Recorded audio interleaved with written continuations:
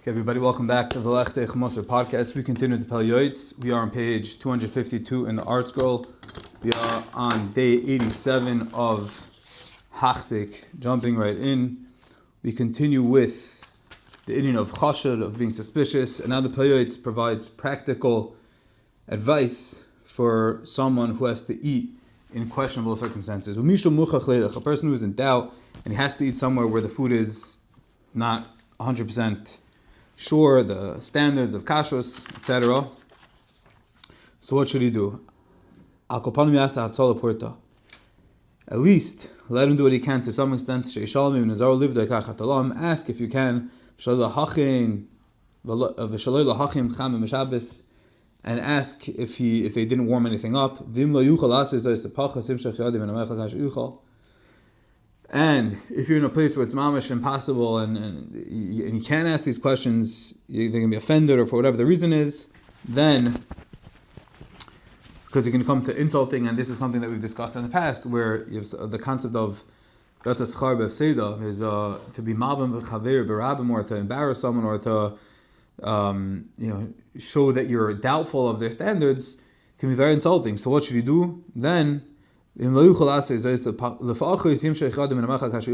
to refrain from partaking in the foods as much as possible, or at least from things that are the most questionable, things that have bugs or worms, questionable kashrus, in a way that the host won't notice.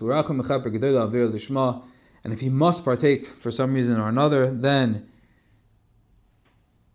there's a concept of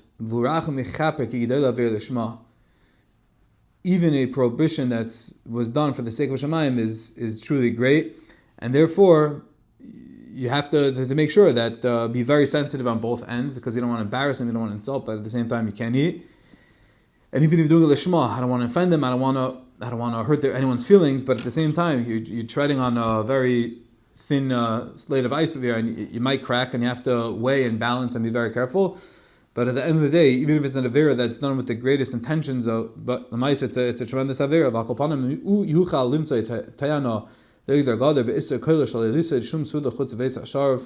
If a person can come up with an excuse that he has some blanket rule that he never eats outside his house, then that's the best. Then he can tell them that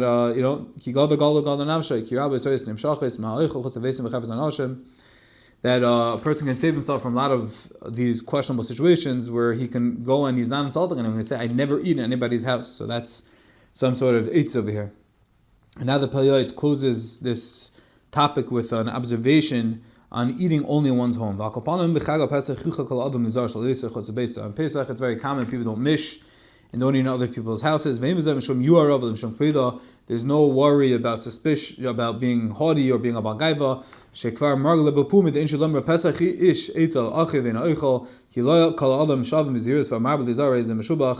That on Pesach at least you have this alibi, you have this way out, and that's a good thing that a person can get out of these situations. But if a person can implement it even into day-to-day stuff, then then that type of zehiris, that type of vigilance and attention towards this halacha of being scrupulous and chas v'shalom not eating dvarim isur machalam shalisur, such a person is able to conduct himself in such a way is praiseworthy.